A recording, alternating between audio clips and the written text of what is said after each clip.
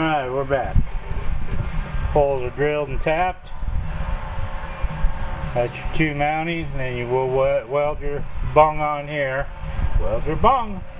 But as you can see, I cut away and ground down the face of this caliper mount. Completely cut the end off of that one.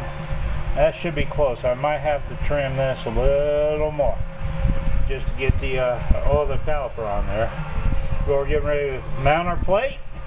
See what's up.